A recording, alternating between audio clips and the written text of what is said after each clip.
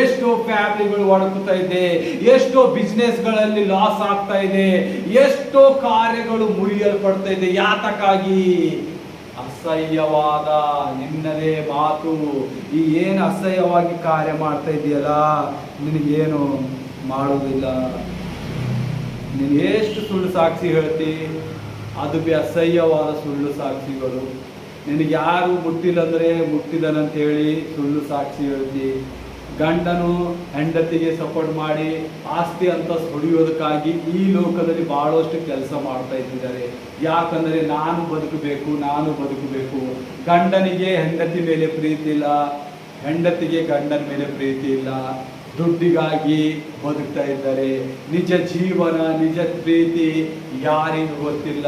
ಎಲ್ಲರೂ ಅಸಾಧ್ಯವಾದ ಸುಳ್ಳು ನೋಟಗಳು ನೋಡಿ ಸುಳ್ಳು ಸಾಕ್ಷಿಗಳು ಹೇಳಿ ಅವನು ಯಾವ ರೀತಿಯಾಗಿ ಮೋಹಿಸ್ತಾ ಇದ್ದಾರೆ, ಯಾವ ರೀತಿಯಿಂದ ದುಷ್ಟಾತ್ಮ ಕಾರ್ಯಗಳು ಅವರನ್ನು ಮಾಡ್ತಾ ಇದೆ.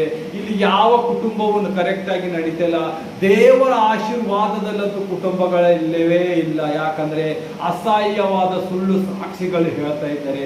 ಎಲ್ಲ ಫ್ಯಾಮಿಲಿಗಳಲ್ಲಿ ಗಂಡನಿಗೆ ಹೆಂಡತಿ ಮೇಲೆ ನಂಬಿಕೆ ಇಲ್ಲ, ಗಂಡನಿಗೆ ಹೆಂಡತಿ ಮೇಲೆ ನಂಬಿಕೆ ಇಲ್ಲ, ಮಕ್ಕಳು ತಾಯಿ ತಂದೆ ಮೇಲೆ ನಂಬಿಕೆ ಇಲ್ಲ, ಮಕ್ಕಳಿಗೆ ಮಕ್ಕಳ ಮೇಲೆ ನಂಬಿಕೆ ಇಲ್ಲ, ಸೊಸೈಟಿಗಳಿಗೆ ಜನರ ಮೇಲೆ ನಂಬಿಕೆ ಇಲ್ಲ. ಯಾಕಂದ್ರೆ ಸುಳ್ಳು ಸಾಕ್ಷಿಗಳು.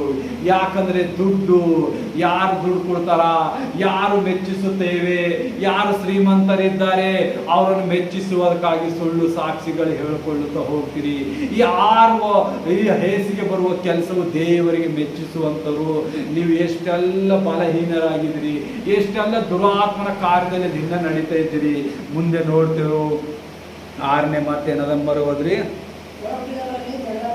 7ನೇ ಮಾತು, ಒಡ ಹುಟ್ಟಿದವರಲ್ಲಿ ಜಗಳವನ್ನು ಬಿತ್ತುವನು. ಅದು ಯಾರೇ ಆಗಲಿ, ಒಂದು ಮನೆಗೆ ಬಂದಿದ ಸೊಸೆ ಆಗಿರ್ಬೋದು, ಒಬ್ಬ ಅಳಿಯನಾಗಿರ್ಬೋದು, ಅವರ ತಂದೆ ತಾಯಿಗಳಾಗಿರ್ಬೋದು, ಅಣ್ಣ ತಮ್ಮಂದಾಗಿದ್ದಿರ್ಬೋದು, ಗೆಳೆಯರಾಗಿರ್ಬೋದು, ನಿಮ್ಮ ನೆರೆಯವರಾಗಿರ್ಬೋದು, ನೀವು ಒಡ ಹುಟ್ಟಿದವರಲ್ಲಿ ನೀವು ಜಗಳ ಹಚ್ಚಿದಾಗ ದೇವರು ನಿಮ್ಮನ್ನು ಸುಮ್ಮನೆ ಬಿಡುವಂತನಲ್ಲ.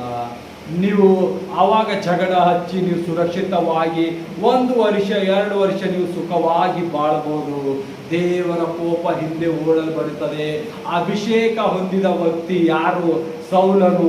ಅಭಿಷೇಕದಿಂದ ನಡೆಯುತ್ತಿದ್ದ ದಾವೀದ ರಾಜನು ಏನೆಲ್ಲ ಕಷ್ಟಗಳು ಪಟ್ಟರು.